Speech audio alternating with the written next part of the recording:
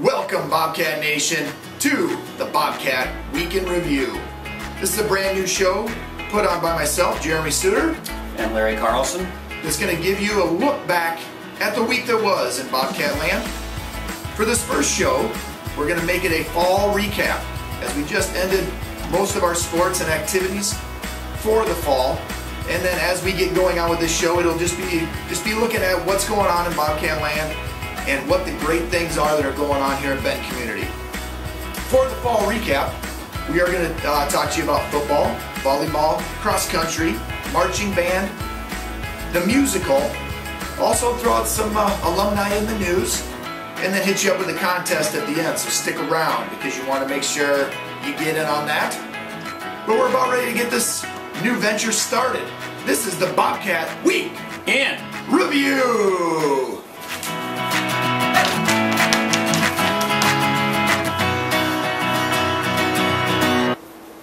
All right, Bobcat fans, Coach Carlson here is going to take you through some football results.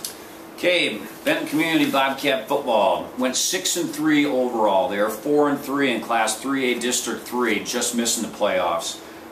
They are coached by head coach Cal Goodchild, assisted by Jeff Zittergren, Casey Kroll, Ryan Junge, Kyle Goodchild, Andy Bremer, Josh Heck, Will Stockman, and Sean Breedle. Bobcats set school records this year in total passing yards, 1,516 yards. That's close to a mile. Spencer Turo had passing yards in a season, 1,479 yards. That's not too bad. Completions in a season, Spencer had 107 completions, and passing yards in a career, 2,565 yards. Goodness, that's moving up and down the field. Spencer is also the 3AD3 co-offensive MVP. We also had some first team and second team candidates. I'd like to read you through the first team. Christian Atkinson, Matt Davis, Derek Hammis, Parker Nolan, Riley Nolan, Spencer Turo, and Luke Weevil rounds out first team. Our second team performers were Cole Marshall, Nate Mickles, Jake Stocker, and Easton Warner. Big shout out to those guys and the others that were not mentioned on here but were part of that special team this year. With that, we'd like to go and throw it over to Mr. Suter for volleyball. Just a couple thoughts on that football squad. Yes. We both watched a lot of football games up there in the press box, doing some announcing, doing some clock management. Yes. And I'll tell you one thing about those kids. Definitely hard workers. Definitely never quit. And I'll tell you right now, they hit some people. Oh yeah, they definitely were knocking people down. Yeah, that was a fun team to watch. Definitely competed with the best of the best in the state. When you look at the district we had, when you got Xavier, when you got Decorah, when you got Waverly, those are some of the top teams in the state. And our boys went out there and competed every night, and showed you what Bobcat Tough is all about. Absolutely. And you know, the great thing too is you constantly saw them getting better every game too. So good to see that improvement in there and how those guys kept on gelling as a team, coming together. So congrats, boys, and keep the work going. Now let's throw it over to volleyball. Now we're going to talk about some volleyball. The volleyball Bobcats head coach was Sean Martin. Assistant coaches were Calvin Wolter, Kelsey Kearns, and Jeremy Suter. They finished off the season 14-30. We're second in the consolation bracket at the WAMAC tourney.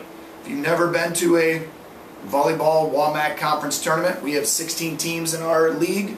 So what they do is they do a pairing down into an 8-team bracket and an 8-team bracket. They call it the championship and the consolation. Bobcats went to that consolation bracket, finished second, and they had a very good showing at that tournament. Along with that, we had some awards that came out of that. First team all-conference, Grace Martinson.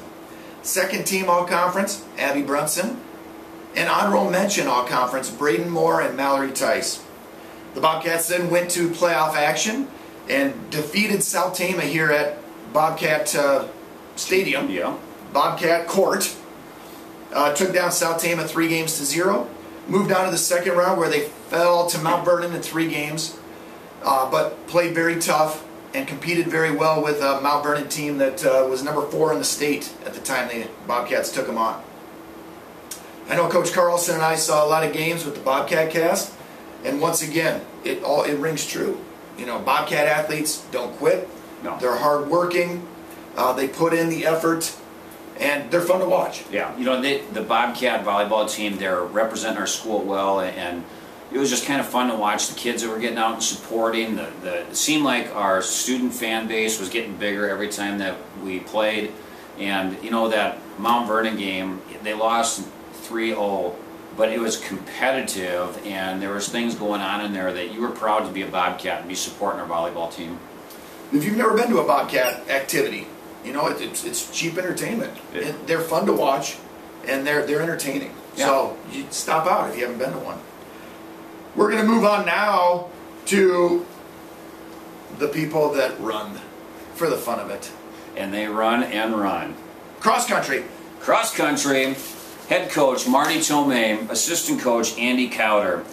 Boys' 4th place finish at the WAMAC cross country meet is their highest finish they've had as a varsity meet since 2006. Our girls, 1st place at the WAMAC team, that's their first team title since 2010. A little recap about our boys. Our boys were top 3 in 4 meets this year, and they won 2 meets. Our JV boys were top 3 in 5 meets, winning 2 meets. We had Patrick Gorko and Dylan Spina qualify for the state cross-country meet, with Patrick Gorko finishing 13th, I believe. Really impressive. And medaled. And medaled, yes. Bringing home the hardware. And Dylan Spina ran a great time as well. Finished in the top 80, I believe. And you have 100 and, I believe, 40-some runners in there. So shout out to Patrick and Dylan on their accomplishments. Girls recap. They were top 3 in 9 meets, winning 6 of them. I think they had a consecutive streak of like 4 or 5 meets in a row that they won. They were also WAMAC champs, and we have to give a shout out to those girls. JV, they were top 3 in 8 meets, winning 4. So the future looks bright for Bobcat cross country. So anybody you see run around out in the countryside or around town, you know, I don't think they did anything to where they're guilty. I think they're just kind of running around practicing, getting ready for the next year. We'd like to give those girls and those guys a shout out. If you haven't been to a home cross country meet, it's hosted over in Atkins. It's in the trails. You can kind of go walking back there, find a spot that you'd like to sit and watch. We don't recommend you jump out from the vegetation, as that scares runners and other people who have heart conditions. But it is good to get out there and to cheer them on and yell and support and give them a little bit of Bobcat love. Did you say 9 times? 9. 9 times. Yes, that is correct. Finishing at the state meet, you had Sophia Gilbert. Yes. I believe she was 4th? 4th. 4th overall. That's an outstanding finish. First time the team has been there since 2011. Correct. And so that just puts another little notch on Coach Marty Tomei's extremely impressive coaching record. Very. We have a, what do you call it, trophy case down here by the gym. If you ever want to come see a family portrait of Mr. Tomei, there are a lot of pictures of him in there. Yes, that's for sure. You know what? That might be a good contest. I know we're going to be talking about contests, but we might have a good contest question about that down the road here. That's right. We're going to move on to marching band. And I'll tell you, if we talked a lot about that cross-country group, get ready to listen to a long list here of marching band accolades. The Marching Bobcats won all the contests they performed in except for one. And that was the 5 seasons where they were close second to Independence. And herein Coach Doc Williamson, assistant coach Michelle Lampkin, talk about that Independence crew. They've never been this close to that team. That team, I think you call it a team? Yes. We're going to go with the team. That team has been dominant in marching band for 3A, and the Bobcats were close to knocking off that team there from Independence. So they're building. Big shout out to drum majors Mariah Niebuhr, Haley Mills, Brianna Howe. They dominated. There's a great picture of Haley Mills in the last home football game where she was getting a little teary-eyed, a little emotional. Those boys and girls put their heart and soul into the Marching Bobcats, and it paid off this year. They had a Division I at the state contest. I know that Division I is basically what they've been getting for the last 8-9 years. Yeah, they've got an impressive consecutive streak going there. And then also, they took home numerous awards. In marching band, there's awards for drum majors, drum lines, the horn section, a bunch of different awards, and the Bobcats took home a ton of those. Flag, color guard, that's what it is. Color guard. So they dominated this year.